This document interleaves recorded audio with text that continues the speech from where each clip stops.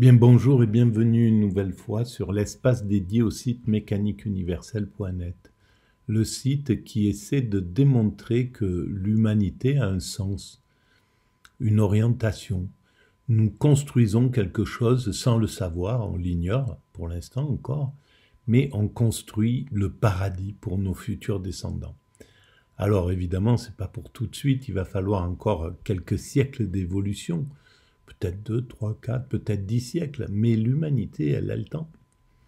Donc, c'est ce que j'essaye juste de m'efforcer de faire, c'est de démontrer de façon rationnelle que tout ce que nous faisons conduit à cette finalité. Donc, en fait, l'humanité a un sens, et donc, chaque être humain qui apparaît sur cette planète a un sens, puisqu'il travaille à cette œuvre gigantesque, tous, de la même manière et de façon égale, puisqu'en fait, on donne toutes nos actions de notre vie, qu'on vive 1 heure ou 100 ans, ben on a donné la totalité de notre existence. Et en cela, eh bien, nous sommes égaux, voilà. C'est sur ça que nous sommes égaux. Alors après, pour les besoins de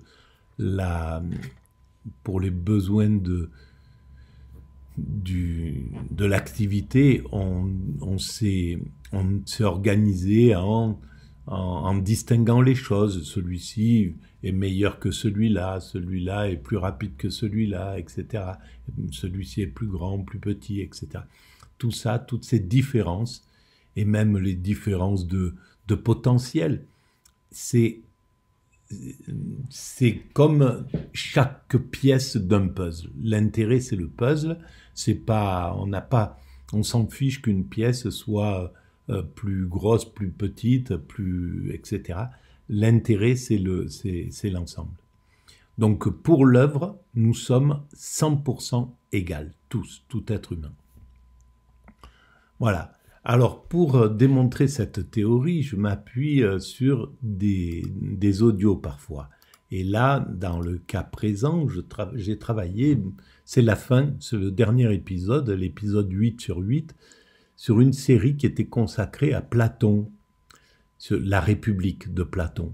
Et c'était sur France Culture, une émission qui s'appelait Les chemins de la philosophie, qui a changé de nom maintenant.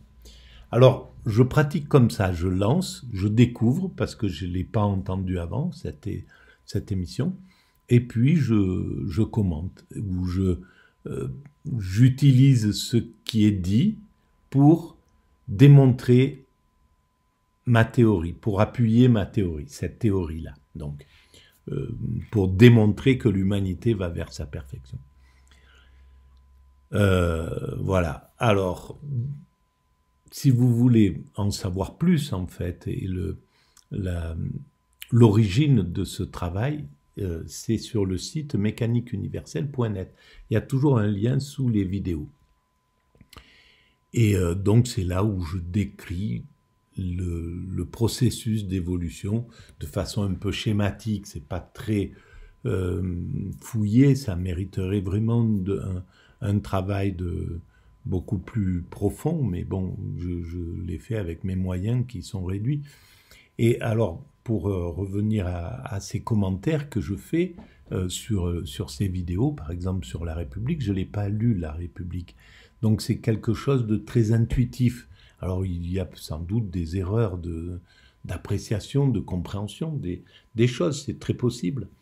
Mais c'est la façon dont j'ai décidé de pratiquer pour garder quelque chose de très naturel, en somme, et naïf comme ma théorie. Donc je lance et on voit ce que ça donne.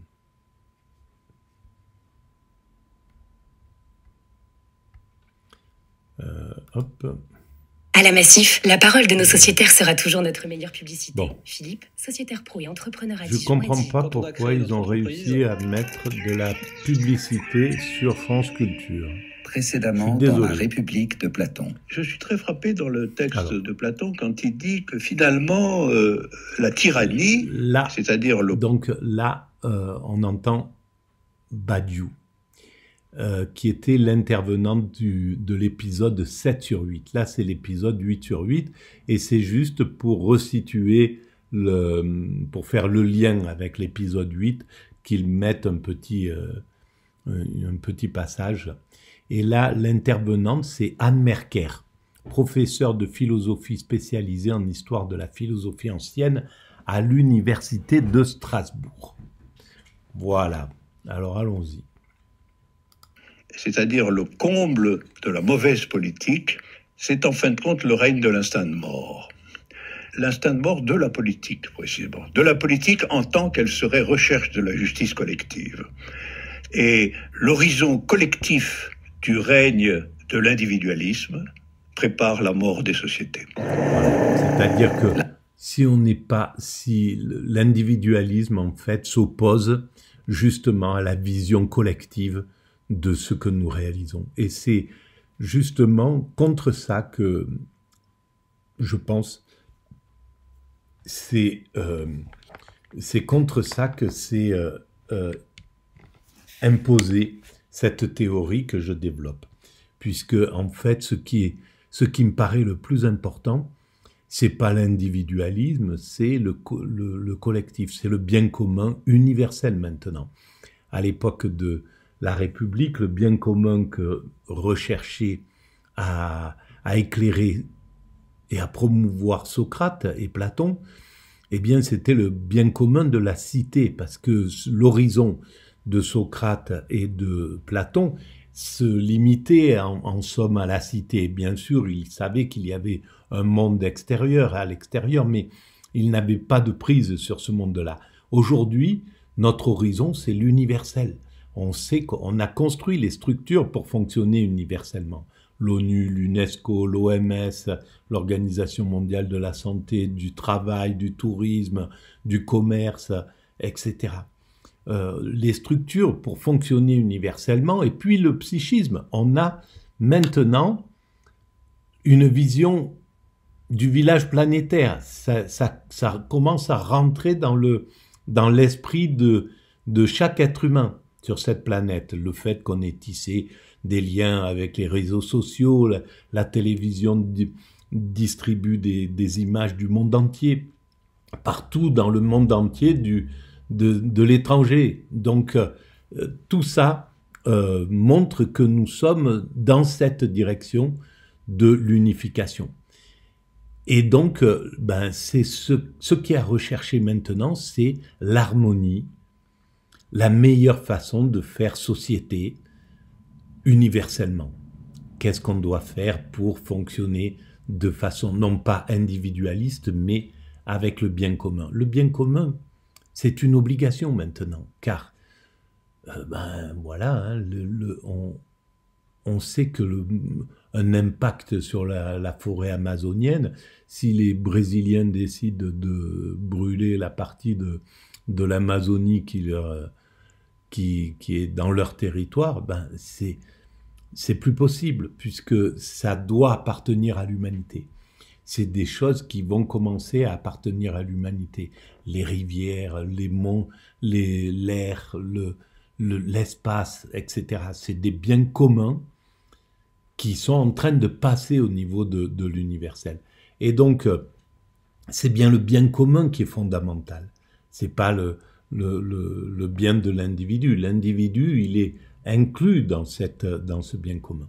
Mais l'individu, il deviendra aussi précieux, il appartiendra au bien commun. Il sera aussi précieux qu'une œuvre d'art dans le futur, quand on aura compris l'importance de chaque être humain.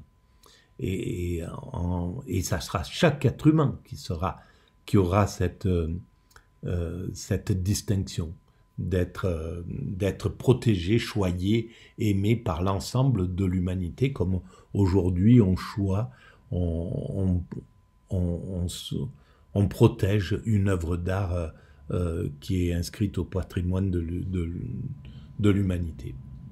La République de Platon, saison 2, épisode 4. Peut-on choisir sa vie après la mort ? Allons, s'il vous plaît, les jeunes arbres. 37, ça suffit. Qui êtes-vous ? Je suis l'assemblage de tous les chants quantiques de l'univers. Sous une forme accessible à vos petits cerveaux humains. Mais vous êtes qui ? Appelez-moi Michel. Bonjour Michel. On est au paradis? Non. Alors ça commence par an et ça se termine par faire. L'enfer, l'enfer, l'enfer, l'enfer, l'enfer, l'enfer, l'enfer, l'enfer. Oui, on s'y perd facilement, je sais. Ce n'est pas le grand après, c'est le grand avant. C'est quoi le grand avant? Oh, on l'appelle aussi Qui suis-je maintenant? C'est plus clair. Salut les mentors! Je suis Michel, chargé de l'encadrement à Qui suis-je? Même si vous ne vous en souvenez pas, vous êtes déjà passé par ici. Mais rassurez-vous, l'oubli du traumatisme de la naissance est l'un des plus grands dons de l'univers.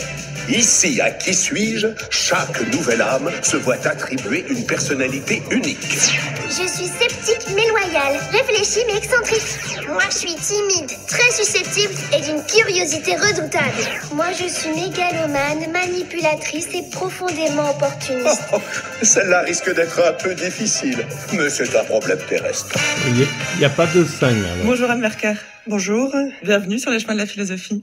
Vous êtes professeur de philosophie spécialisé en histoire de la philosophie ancienne, doyenne de la faculté de philosophie de l'Université de Strasbourg, directrice du Centre de recherche en philosophie allemande et contemporaine.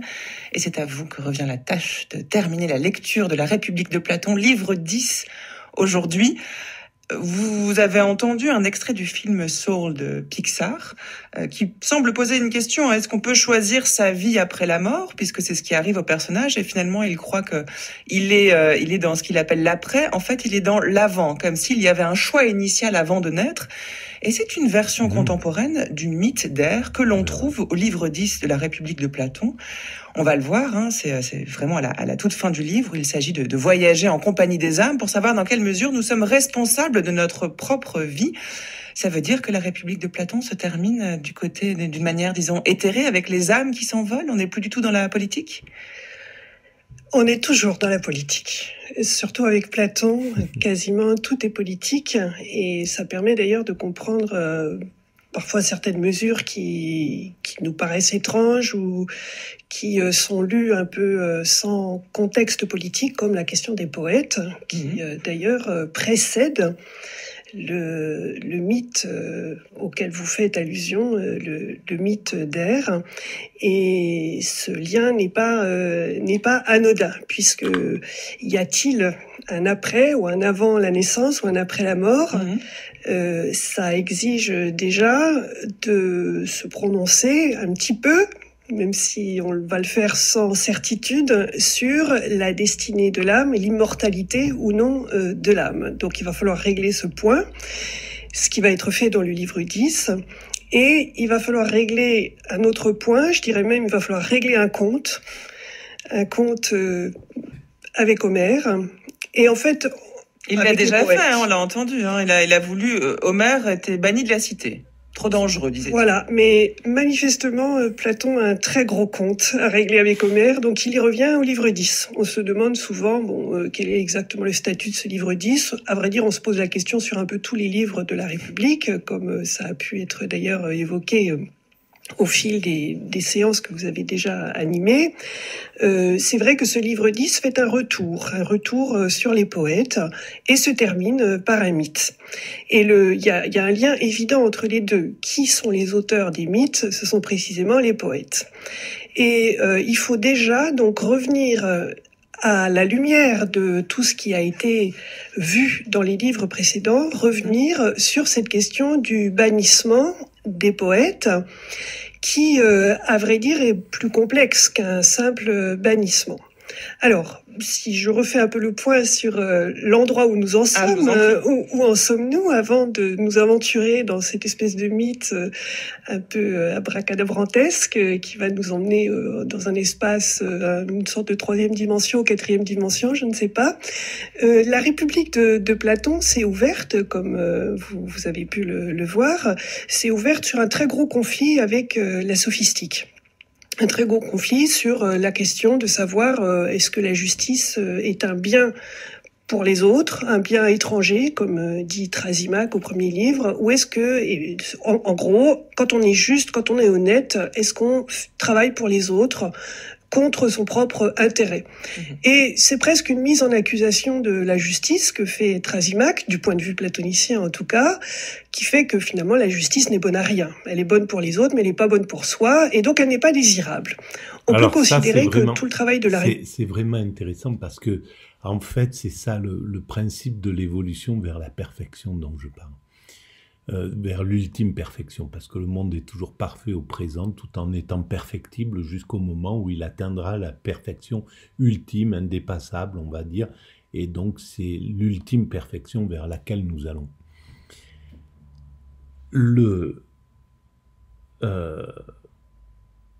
Mince, de quoi ça parlait? C'est vraiment incroyable. Considérer que tout le travail de la République consiste à rendre la justice désirable,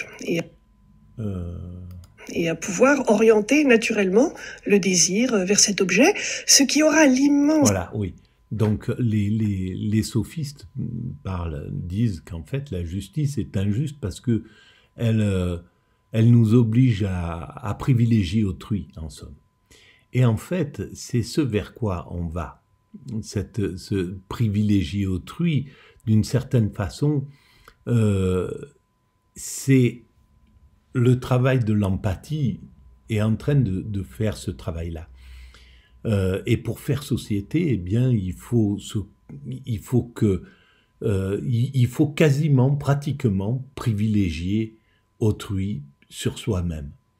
Parce que l'idéal, bien sûr, c'est un équilibre. C'est quelque chose fait. Aimer autrui comme soi-même, comme le préconisent les spiritualités. Ne pas faire à autrui ce qu'on ne veut pas qu'on nous fasse à nous-mêmes, etc. Mais ce qui voudrait dire que, en définitive, le monde va vers les grands empathes, vers l'empathie majeure, c'est-à-dire à ce moment-là, on est dans... Et c'est ce vers quoi je pense que l'humanité se dirige, vers la symbiose. La symbiose, c'est vouloir faire à autrui le meilleur, vouloir donner le meilleur à autrui pour lui, et que l'autrui fasse la même chose en réalité. Et donc, si on atteint un monde de réciprocité, de véritable réciprocité, un monde, si on parvient à élever la société au rang de la symbiose, eh bien, on n'a pas besoin de s'occuper de soi. On transmet notre amour à autrui. En fait, on aide autrui. On est là on donne à autrui. Et autrui, parce qu'il est constitué aussi sur la symbiose, eh ben, il va faire la même chose. Et donc, il va nous donner, en réalité. Et donc, c'est ce vers quoi nous allons. Et ce que nous quittons, eh bien, c'est le principe de lorsque nous étions des primates naturels, de nos origines, c'est-à-dire le narcissisme qui fait que non, c'est moi, je privilégie moi et les autres, je m'en fiche. J'ai pas de... ils sont secondaires en réalité, moins ils ont d'intérêt à mes yeux dans la grande marche des hiérarchies, moins ils ont de l'importance, de la notoriété, etc. Et moins ils ont d'importance pour moi. Voilà. Mais en réalité, je passe toujours en avant. Et un monde qui est comme ça, eh bien, c'est le monde dans lequel nous vivons actuellement. Le néolibéralisme est dans ce sens-là. C'est l'excès de ça. La société, elle est comme ça. Elle est souffrante, justement, comme dit Platon. La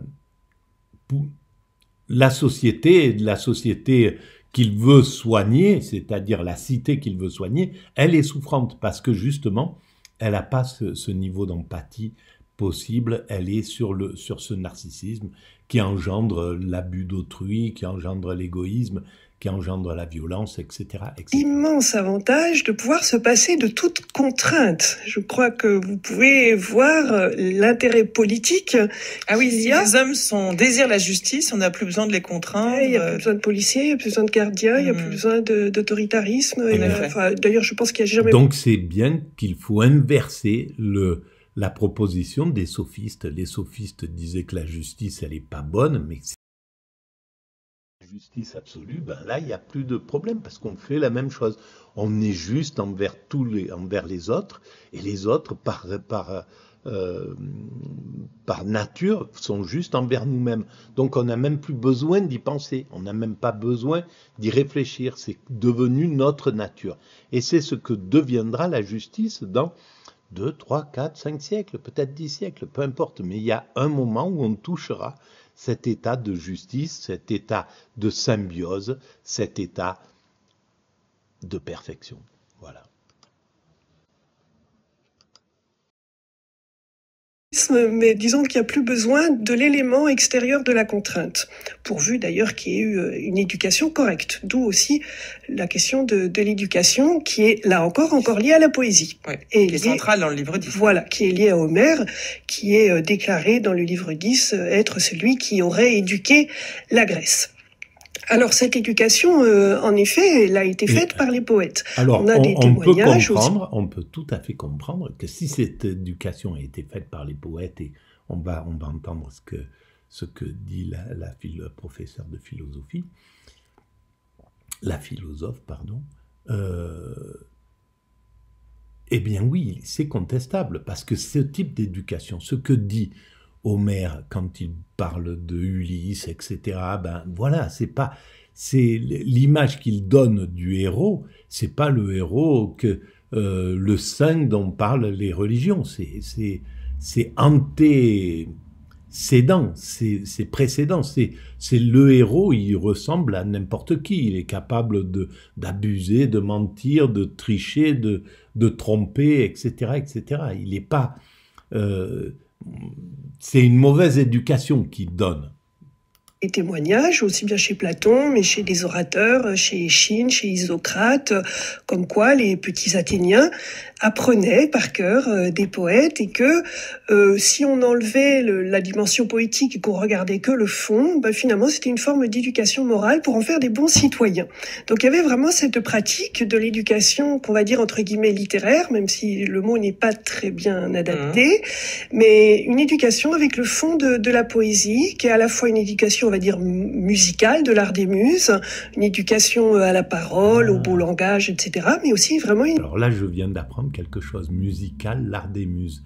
Voilà, c'est là où...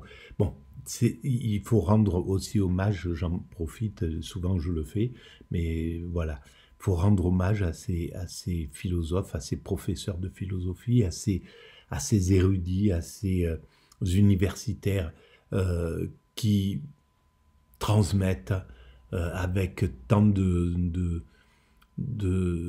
passion, d'amour en fait, leur savoir, surtout dans ces émissions France Culture, etc., où on en retrouve sur YouTube. Mais voilà, cette transmission-là, on a la chance d'avoir ces trésors. Et voilà, il est important de leur rendre hommage. Et la clarté, la façon dont ils nous apprennent les choses, c'est extraordinaire. Vraiment une éducation éthique et morale. Et donc, il est assez normal que le philosophe Platon se saisisse très sérieusement de cette question-là. C'est un peu comme on apprend les fables de La Fontaine, mais aujourd'hui, enfin, j'espère qu'on les apprend encore, mais peut-être avec une dimension beaucoup plus forte dans l'Antiquité, avec une moindre place des mathématiques. Platon a été très novateur en proposant une telle place dans la République pour les mathématiques, pour la formation de l'esprit, etc. Et si Platon a un compte à régler, c'est pas tellement par son goût personnel, c'est vraiment une question politique. Comment la poésie agit-elle sur les âmes des enfants, et quel type de citoyen va-t-elle fabriquer, puisqu'elle fabrique des citoyens. Simplement, à l'époque de Platon, ça se fait de manière, on va dire, traditionnelle, sans qu'il y ait véritablement un plan pensé politiquement. Et d'une certaine manière, Platon arrive comme le penseur d'un plan éducatif et d'un plan de formation du citoyen, qu'on ne doit pas laisser au hasard et qu'on ne doit pas laisser au poète, du moins pas au poète tout seul. Le bannissement des poètes n'est pas absolu. Platon leur met des conditions. Il leur dit, écoutez, c'est simple, votre poésie telle que je la vois actuellement, elle est essentiellement destinée à faire plaisir. Et dans cette mesure-là, elle ne s'embarrasse pas de vérité. Et elle s'embarrasse d'autant moins de vérité que Platon dénie à Homère en particulier une véritable connaissance des choses dont il parle. Et il fait un parallèle dans le livre 10 entre les poètes et les sophistes, ce qui n'est pas gentil dans la bouche de Platon. C'est le moins qu'on puisse dire. Je dirais dans la bouche de Platon, parce que par ailleurs, la sophistique, Platon, d'une certaine manière, l'a quand même fait rayonner. Hein. Je dis toujours que les plus belles pages de sophistique ont été écrites par Platon. Hein. Alors, c'est clair qu'il y a cette ambiguïté, mais en même temps, les sophistes ont apporté des choses incroyables sur la réalité, sur la matière, sur le... c'est vraiment incroyable. Mais par contre, sur les propositions de vie, ils sont du côté justement de l'avant-moral, en somme, d'un monde qui est pré-moral, voilà, et qui est assez pervers d'une certaine façon. Donc c'était légitime que Platon, Socrate contestent et combattent la sophistique. Platon, hein, ce qu'il met dans la bouche de Protagoras, c'est fabuleux. Hein, donc voilà. Mais donc c'est au nom du plaisir qu'il procure que Platon va condamner certains poètes. C'est-à-dire, c'est pas au nom du plaisir. C'est le Platon divertissement n'a absolument rien contre le plaisir. Oui, c'est ça, précisez-nous. En revanche, le plaisir n'est pas le critère. Et le plaisir lui-même, il n'y a rien de plus malléable que le plaisir. Donc, vers quoi est orienté le plaisir ? Alors, si on l'oriente vers des choses qui amollissent l'âme, qui la rendent molle, frivole, même lâche, etc., le plaisir est à bannir. Et la poésie qui vise le plaisir est aussi à bannir. Donc c'est le divertissement qu'il bannit. C'est une sorte de divertissement, si vous voulez. Mais Platon ne parle pas en termes de divertissement, parce que divertissement, vous avez l'idée que ça vous détourne de votre tâche principale, de quelque chose que vous ne voulez pas voir. Enfin bon, toute la thématique chez Pascal, c'est vraiment une sorte de fuite par rapport à quelque chose qu'on essaie de voir, etc. C'est un déni.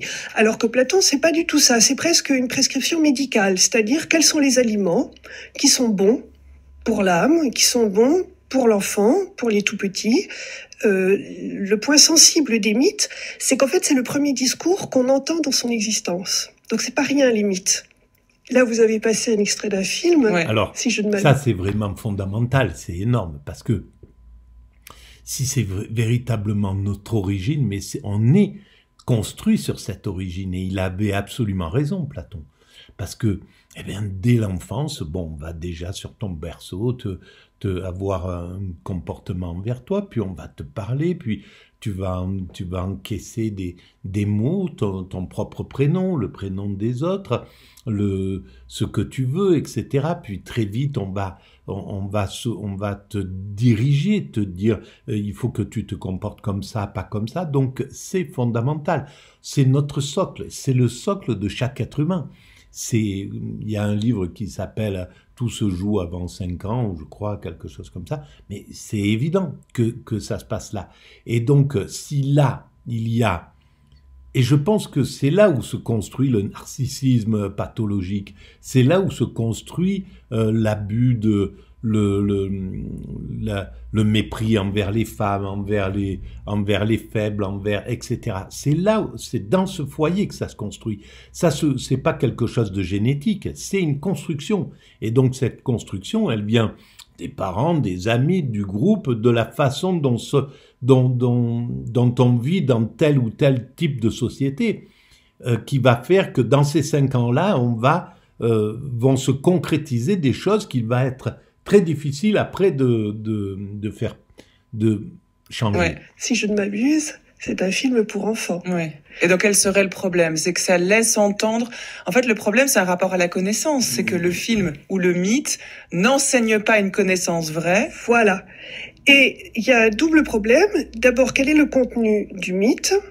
Ce contenu-là, comment se situe-t-il par rapport à ce qu'il faut viser pour avoir de bons citoyens ? Et le troisième point, c'est l'âme des enfants. L'enfant, c'est le commencement. Et il y a un proverbe grec qui dit le commencement est la plus grande partie du tout. Donc il n'y a rien de plus important que le début. C'est là que beaucoup de choses se jouent, peut-être même tout. D'où l'importance encore de l'éducation, et d'où le fait que, dans un dialogue connexe à la République, les lois, on voit...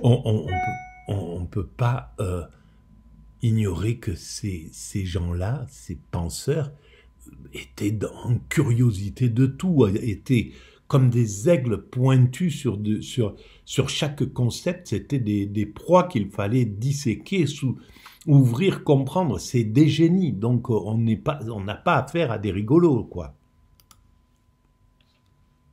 Public, les lois, on voit Platon édicter des lois, ou en tout cas des règles quasiment médicales, sur la manière dont les femmes enceintes doivent se comporter. Comme le fait d'ailleurs un médecin aujourd'hui. On recommande certains comportements, un certain régime alimentaire, pas boire d'alcool, etc. Et c'est assez étonnant de voir un homme...